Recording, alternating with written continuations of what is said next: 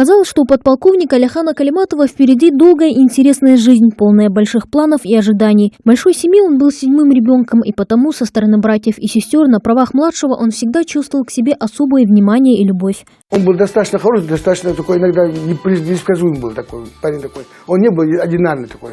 В общем, мы как-то складывали одинаковые братья, вот идем, 3 брата, да, в общем. А он у нас другой всем был. Младший был, мы, мать больше жалел, отец больше жалел, он сам младший был, мы 7 старшие были. То, что прощали родители ему, нам никогда не прощали и не просили в жизни. Школа, где учился Алихан Калиматов, бережно хранит давние традиции. На этих стенах вывешены имена многих ее воспитанников, которые, совершив героический поступок, уходили в бессмертие. Об Алихане Калиматове здесь говорят с особым чувством гордости. Он был человеком очень жизнерадостным. Несмотря на то, что он занимался общественной деятельностью, он очень здорово учился. У него получалось все очень легко, быстро, задорно, с большим интересом. Все, что он делал, у него просто горело в руках.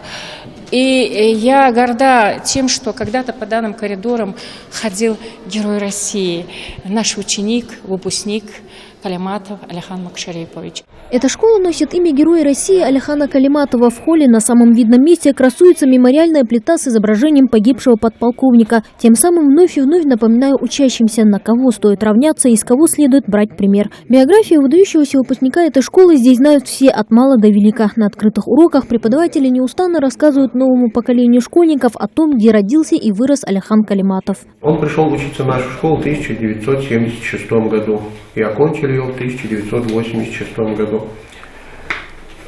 Алихан после школы отслужил в армии, окончил Самарский государственный университет и после этого работал в органах безопасности.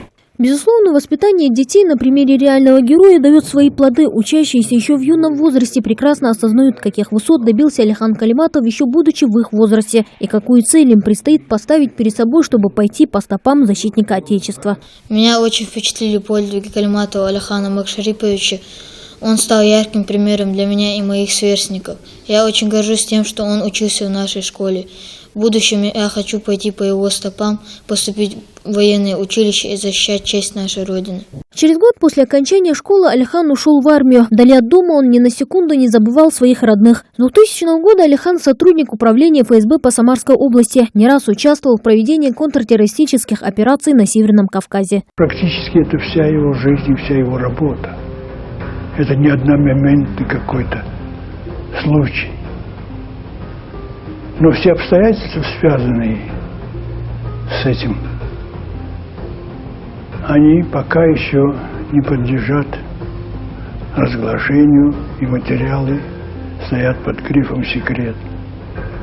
Потому что это была одна из серьезнейших антитеррористических контрразведывательных операций на Северном Кавказе. Алихану довелось прожить неполных 39 лет, из которых 7 он посвятил органам государственной безопасности. 17 сентября 2007 года, за день до отлета в Москву, Калиматов встретился со своим товарищем в кафе, расположенном вдоль федеральной трассы в районе села Газиюрт. Попрощавшись, он сел в свою машину, после чего злоумышленники и совершили нападение. От полученных многочисленных пулевых ранений Алихан скончался. 38 лет. У него осталась маленькая девочка, 3 годика была девочке, 5 лет мальчика было. Когда он погиб, тут столько людей приехало извне. Это просто был ужас.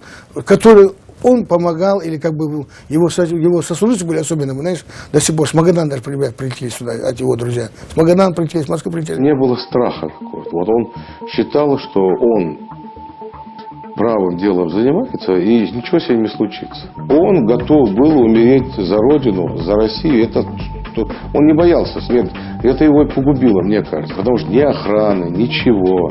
Вот он прям выезжал, да, я поехал. В октябре 2007 года указом президента Российской Федерации за героизм, мужество и отвагу, проявленные в условиях, сопряженных с риском для жизни, подполковнику Алихану Калиматову было присвоено звание Героя России посмертно. Подполковник ФСБ хоть и прожил недолгую жизнь, но оставил яркий след в истории своего народа. Мадина Пугоева, Рахман Цуров, Новости 24.